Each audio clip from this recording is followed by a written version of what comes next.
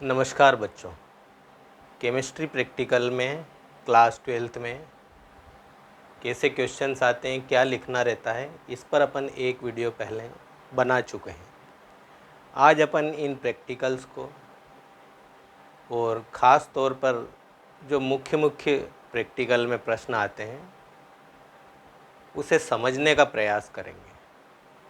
तो class 12th level पर हम केमिस्ट्री प्रैक्टिकल्स में देखें या हायर क्लासेस में भी देखें तो करीब 3-4 प्रकार के मुख्य प्रैक्टिकल केमिस्ट्री में होते हैं।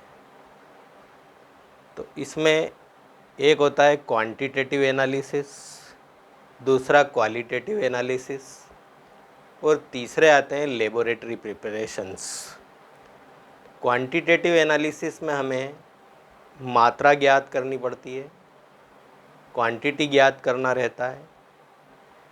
क्वालिटेटिव एनालिसिस में हमें ये पता लगाना रहता है कुछ टेस्ट की मदद से कि दिया गया पदार्थ क्या है। इसमें acid radicals, basic radicals, functional groups और एलिमेंट टेस्ट प्रमुख रहते हैं। और थर्ड पे आता है लेबोरेटरी प्रिपरेशंस, जिनमें प्रयोगशाला में जो रासायनिक पदार्थ बनाए जाते हैं उनकी विधियां होती हैं। तो हमारे 12th लेवल पे जो मुख्य प्रश्न होता है अनुमापन, टाइट्रेशन। क्वांटिटेटिव एनालिसिस यानी मात्रात्मक विश्लेषण या परिमाणात्मक विश्लेषण का एक भाग होता है। इसमें भी कई प्रकार के अनुमापन होते हैं। सीखने की दृष्टि से हम देखें तो NaOH और HCl का अनुमापन जो उदासीनीकरण की क्रिया पर आधारित होता है और उसमें बाह्य सूचक फिनोप्थेलिन का उपयोग किया जाता है। फिर मोहर लवण का KMnO4 के साथ अनुमापन, तो एक पद अनुमापन भी होता है जिसमें हम N1 V1 N2 V2 के सूत्र की मदद से हम पदार्थ की मात्रा का पता लगाते हैं। ऑक्जेलिक अम्ल के साथ अनुमापन भी होता है KMnO4 का। परंतु मुख्य रूप से जो सबसे महत्वपूर्ण है, सबसे ज़्यादा प्रयोग किया जाता है और सबसे ज़्यादा पूछा जाता है, वो है ये द्विपद अनुमापन या डबल टाइट्रेशन, जिसमें माध्यमिक विलयन पोटेशियम परमैंगनेट की मदद से, KMnO4 की मदद से अज्ञात फेरस अमोनियम सल्फेट की सांद्रता ग्राम प्रति लीटर में ज्ञात की जाती है। यहाँ पर KMnO4 स्वयं सूचक का कार्य भी करता है।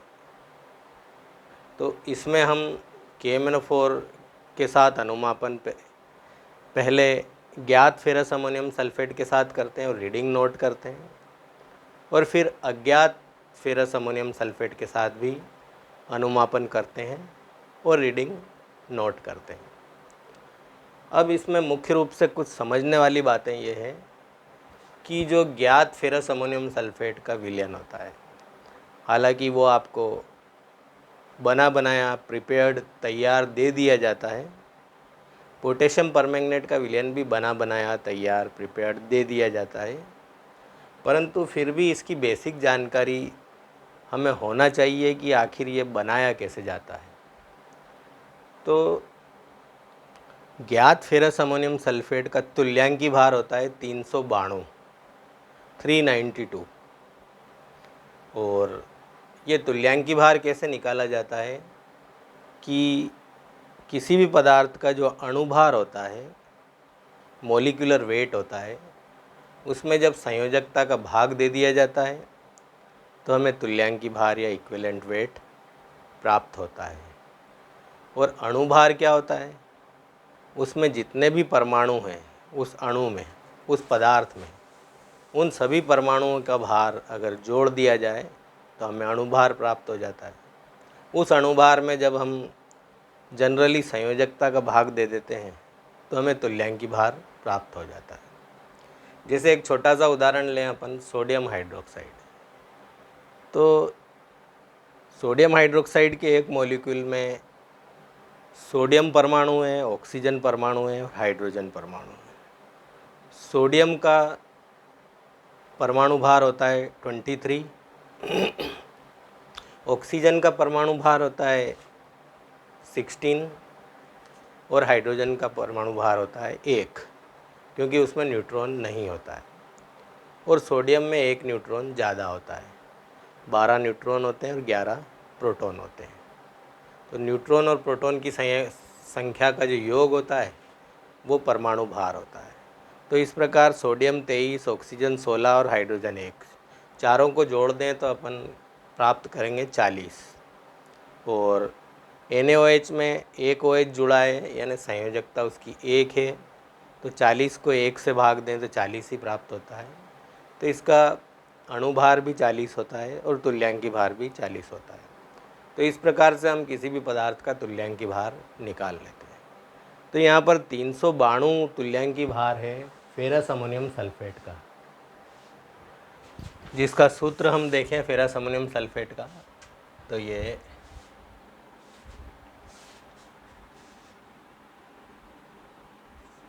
FeSO4 NH4 whole twice SO4 6H2O, तुल्यांकी भार इसका 392।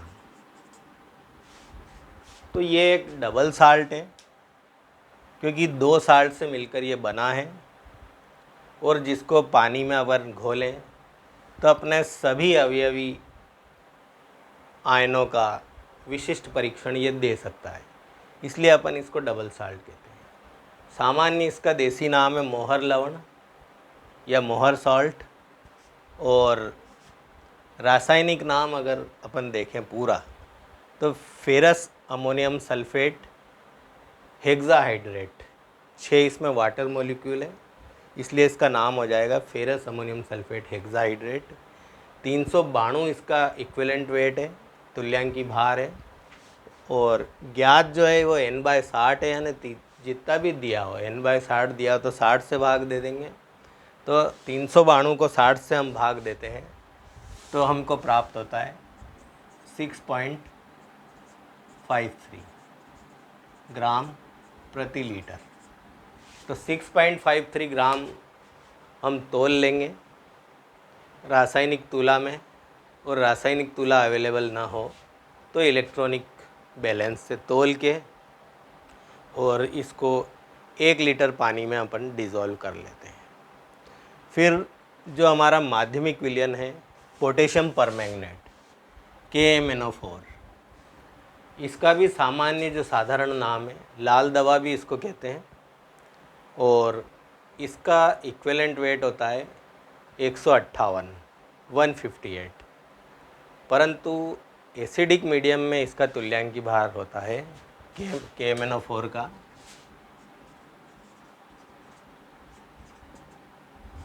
31.6। तो ये 31.6 यानी 31.6 होने का कारण क्या है? तो यहाँ अपन देखें एक ये इक्वेशन कि ये KMnO4 इस तरह से ब्रेक होता है, और ये MnO4 माइनस 8H प्लस और 5 इलेक्ट्रॉन इसको देने पड़ते हैं इस रिएक्शन को बैलेंस करने के लिए। तो इसलिए जो ऑक्सीडेशन नंबर में कोई गेन या लॉस होता है उसको अपन डिवाइड करते हैं। तो यहाँ पर 5 इलेक्ट्रॉन इसको देने पड़े, इसलिए अपन जो इसका वास्तविक तुल्यांकी भार है 158, उसको 5 से डिवाइड करेंगे, 158 डिवाइडेड बाय 5, 158 डिवाइडेड बाय 5, तो हमको 31.6 प्राप्त होता है। तो यहाँ एसिडिक मीडियम में इसका इक्विवेलेंट वेट होता है 31.6। तो इस 31.6 ग्राम अपन तोल के 1 लीटर पानी में घोलें तो वो 1 नॉर्मल KMnO4 प्राप्त होता है, और 0.1 m का KMnO4 हमको बनाना हो तो लगभग इसको 10 से अपन डिवाइड करेंगे तो लगभग 3.2 ग्राम KMnO4, 3.2 ग्राम KMnO4 वेट करके और उसको 1 लीटर पानी में अपन डिज़ोल्व करते हैं। पहले थोड़े पानी में डिज़ोल्व कर लेते हैं, फिर उसका वॉल्यूम 1 लीटर कर लेते हैं। उसको थोड़ा सा अपन धीरे धीरे करके उबालते हैं, लगभग 1 घंटे तक धीमी आंच पर धीरे धीरे उबालते हैं और करीब करीब उसको 1 या 2 दिन पड़ा रहने देते हैं, तब अपन इसका उपयोग करते हैं। फिर एक चीज़ और अपन देखें तो इस अनुमापन में सल्फ्यूरिक एसिड का उपयोग होता है। तो जो डाइल्यूट सल्फ्यूरिक एसिड है वो प्रत्येक रीडिंग के दौरान अपन कॉनिकल फ्लास्क में लगभग 1 या 2 ml मिलाते हैं, ताकि वो सल्फ्यूरिक एसिड नवजात ऑक्सीजन दे सके ऑक्सीडेशन के लिए। क्योंकि इसका जो सिद्धांत है वो किस पर आधारित है? रेडॉक्स रिएक्शन पर आधारित है, ऑक्सीकरण अपचयन अभिक्रिया। जिस अभिक्रिया में किसी पदार्थ से इलेक्ट्रॉन निकलते हैं तो वो ऑक्सीकरण अभिक्रिया कहलाती है, और किसी पदार्थ द्वारा जब इलेक्ट्रॉन ग्रहण किए जाते हैं तो वो अभिक्रिया कहलाती है अपचयन अभिक्रिया।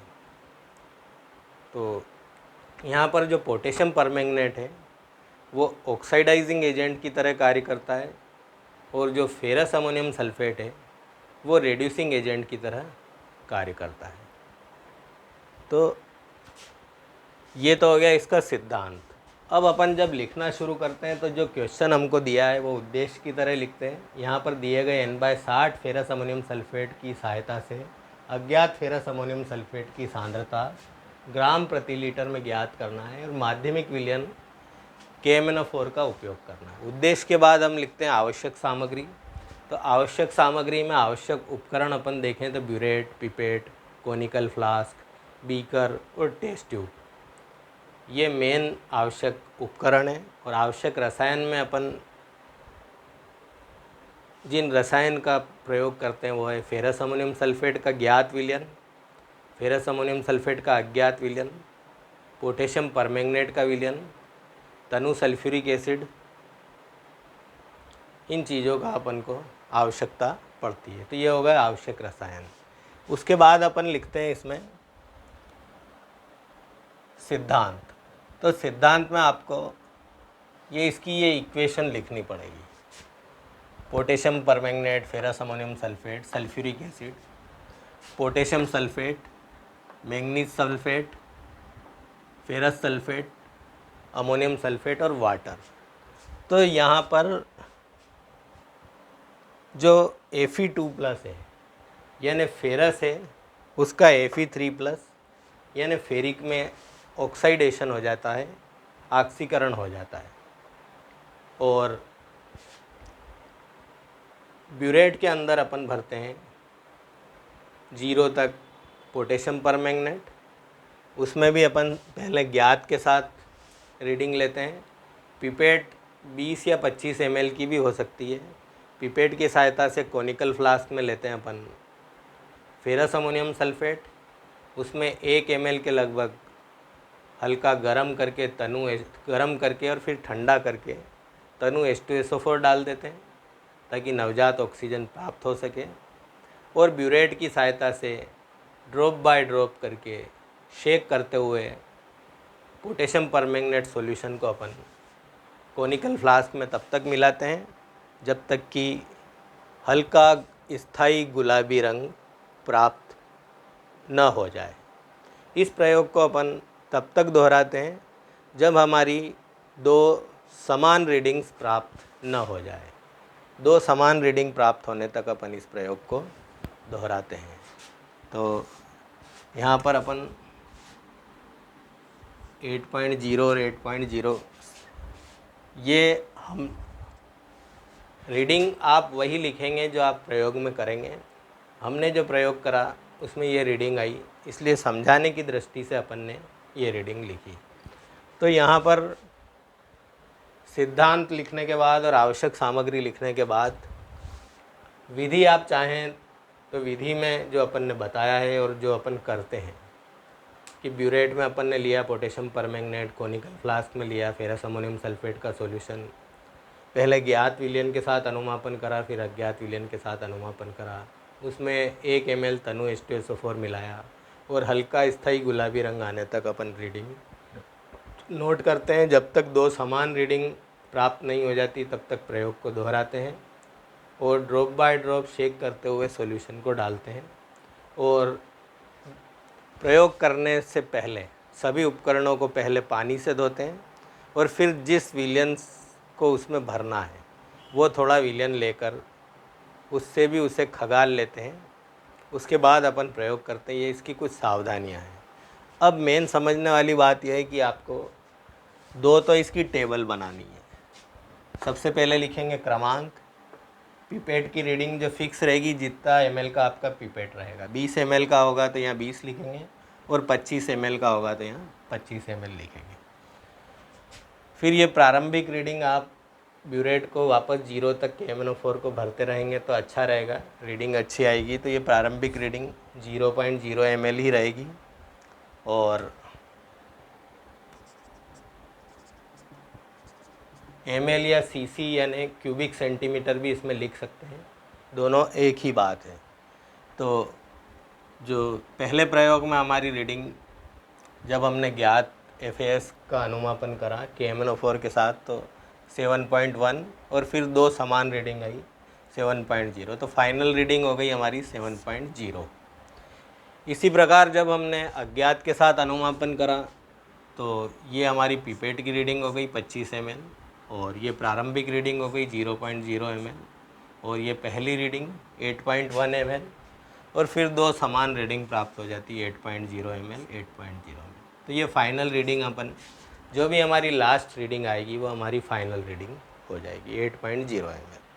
फिर इसमें जो फार्मूला लगाते हैं अज्ञात फेरस अमोनियम सल्फेट विलयन की नॉर्मलता ज्ञात करने के लिए, वो है ज्ञात FAS विलयन की नॉर्मलता। तो वो कितनी थी? वो थी 1/60 जो दिया है। और अज्ञात FAS विलयन के साथ अनुमापन में प्रयुक्त पोटेशियम परमैंगनेट विलयन का आयतन जो हमें प्राप्त हुआ था 8, ये वाली रीडिंग। इसके बाद ज्ञात फेरस अमोनियम सल्फेट विलयन के साथ अनुमापन में प्रयुक्त पोटेशियम परमैंगनेट विलयन का आयतन, ये रीडिंग हमारी प्राप्त हुई थी 7। तो इनको कैलकुलेट करने पर हमको प्राप्त होती है नॉर्मलता 0.333/7 बराबर 0.0190। तो ये हमें प्राप्त हो गई नॉर्मलता। किसकी नॉर्मलता? अज्ञात फेरस अमोनियम सल्फेट विलयन की नॉर्मलता प्राप्त हो जाती है। इस अज्ञात फेरस अमोनियम सल्फेट विलयन की नॉर्मलता की सहायता से दूसरा सूत्र लगाते हैं अपन, सांद्रता बराबर नॉर्मलता गुणित तुल्यांकी भार। तो नॉर्मलता प्राप्त हुई हमको 0.0190 और इसका जो इक्विवेलेंट वेट था फेरस अमोनियम सल्फेट का वो था 392। तो दोनों को मल्टीप्लाई करने पर हमको प्राप्त होता है 7.448 ग्राम प्रति लीटर। तो इस तरह से अपन एक अज्ञात विलयन की सांद्रता ज्ञात विलयन की सहायता से अनुमापन करके किसी भी माध्यमिक विलयन का उपयोग करके, जो कि सेल्फ इंडिकेटर है पोटेशियम परमैंगनेट, इंडिकेटर मतलब जो क्रिया के पूर्ण होने की सूचना देता है, तो ये रिज़ल्ट हमारा प्राप्त हो जाता है। तो परिणाम में लिख देंगे अपन कि अज्ञात फेरस अमोनियम सल्फेट विलयन की सांद्रता 7.448 ग्राम प्रति लीटर है। तो इस प्रकार से हमको ये परिणाम प्राप्त हो जाता है और फिर हम इसमें सावधानियां लिख देते हैं। तो इस प्रकार से अपन ये क्लास 12 का सबसे महत्वपूर्ण प्रश्न अनुमापन इस तरह से अपन करते हैं, जिसमें किसी भी ज्ञात विलयन की सहायता से अज्ञात विलयन की सांद्रता ग्राम प्रति लीटर में ज्ञात करते हैं।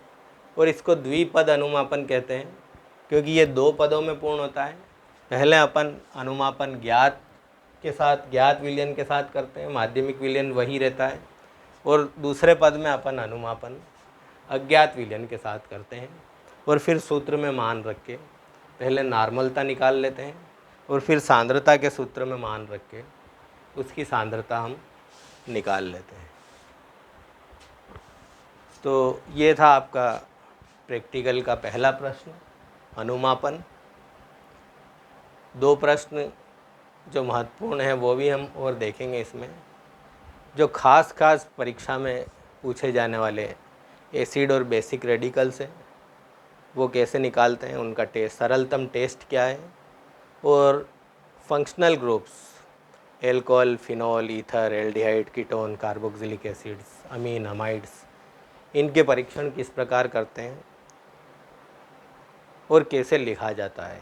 तो ये 1-2 प्रश्नों पे अपन और अगले वीडियो में देखेंगे। वीडियो अच्छा लगे तो लाइक, सब्सक्राइब और शेयर करें। Thank you, thanks for watching the video.